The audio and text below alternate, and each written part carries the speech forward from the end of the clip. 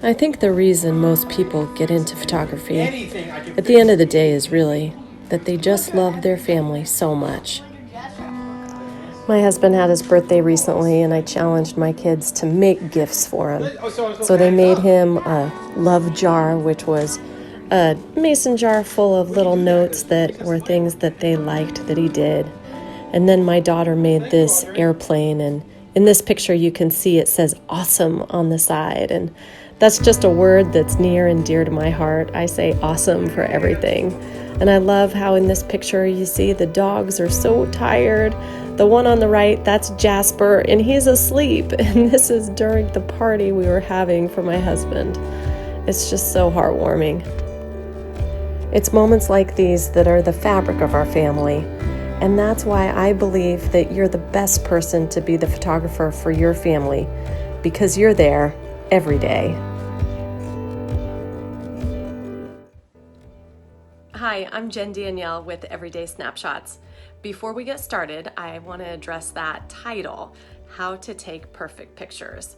And the reason I want to address it is that I was very intimidated by putting that out there, saying perfect pictures, not because I have any problems talking about how to take perfect pictures, but I didn't want it to be construed as coming from a place of arrogance. I want to prove to you that taking perfect pictures is achievable and actually significantly easier than you think. So let's get into it.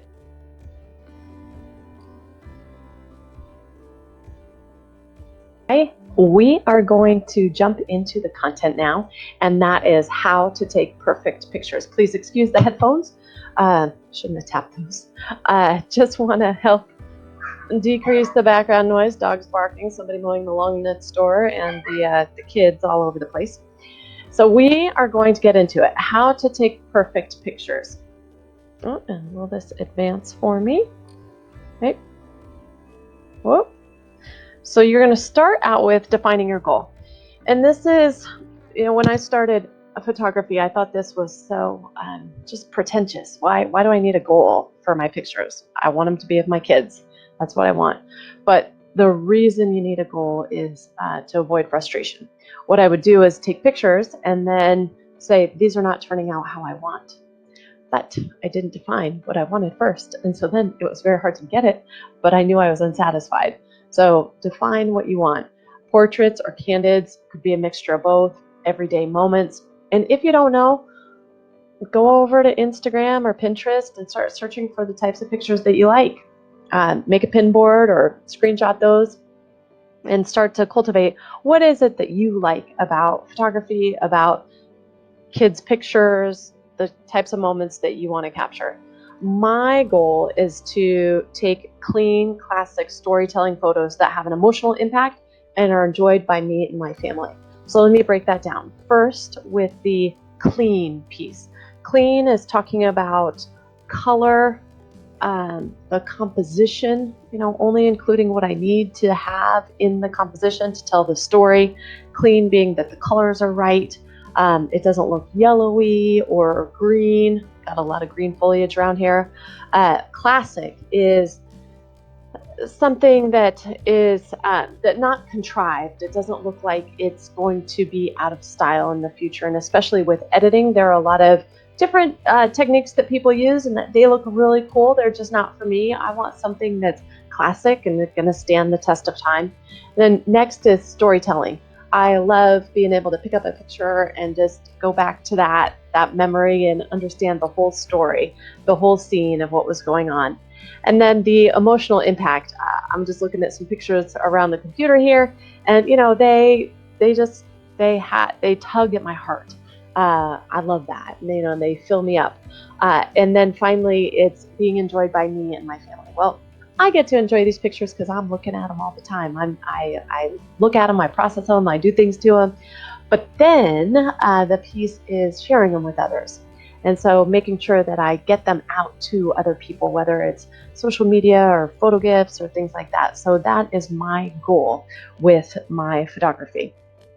Now, getting into reviewing. Why is it important to review? If you don't review, you're not going to get better. and I resisted this for a long time. I thought I will review my pictures when my kids are out of the house, and that's when I'll do it. And I lost out. I lost out on time where I could have been getting better and better, reviewing what I had done, the situations I was in, and how those photos turned out. As you review your pictures, what you're looking for is focus. So are those pictures in focus? Are they soft focus, adequate focus, tack sharp focus? Then looking at the composition. The composition is how you compose the shot. So what elements are in the shot, what elements are not in the shot, and then start to look at different aspects, perspectives of composition. And that is like something called the rule of thirds, where things are broken up into three and things can be landing on the intersecting lines. If you think of a tic-tac-toe board, and where those lines intersect, that's where you want some focal points, or things like on a horizon being exactly parallel to that. So those things are composition. So you're looking at that.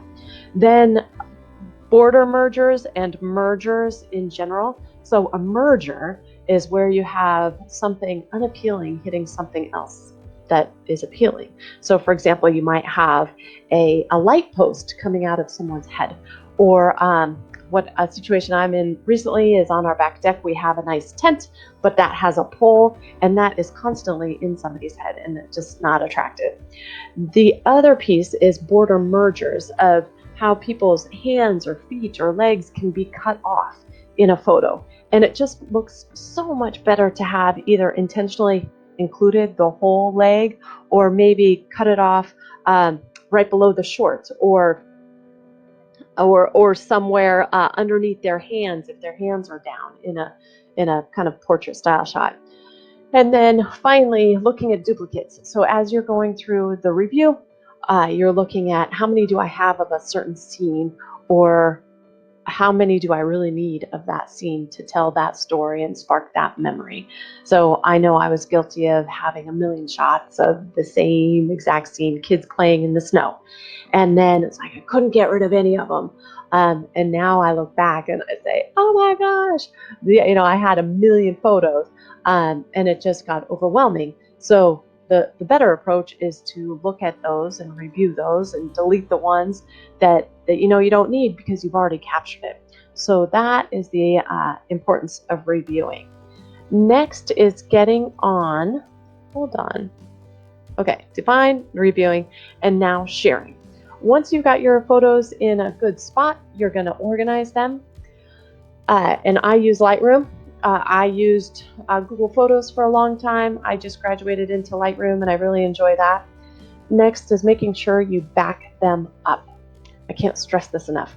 My sister had a situation where she had her computer died and it had 2,000 pictures on it, and she could not recover those, and she didn't have them backed up anywhere. Break my heart.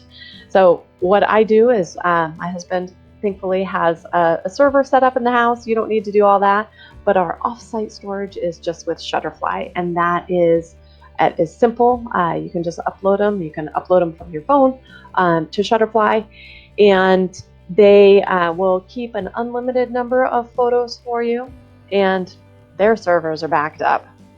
And finally, sharing your pictures. So it's easy enough for me off of my big DSLR to share those via Bluetooth and Wi-Fi to my phone, and I can get them out to social media.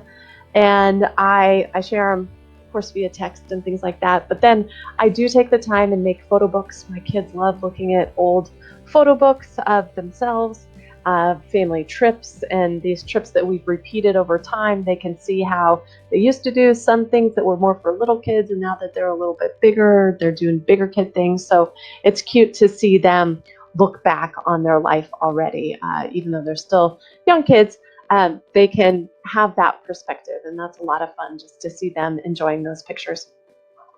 All right, now getting into that perfect picture. I consider the perfect picture is one that's going to tell a story. It's going to have someone that you love or you care about in that photo, and it's got as many good technical aspects of photography. And what you'll learn about photography is it's all about trade-offs. So you're giving up something to get something else. So for example, you need light to make a good photo, but I also like a nice backdrop. But sometimes you can't have both, and you're going to have to choose which one you go with.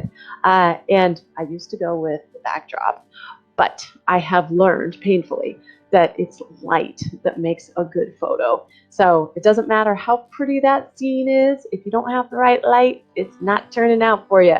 So well, you can get creative, of course, but the perfect picture has as many good technical aspects as possible.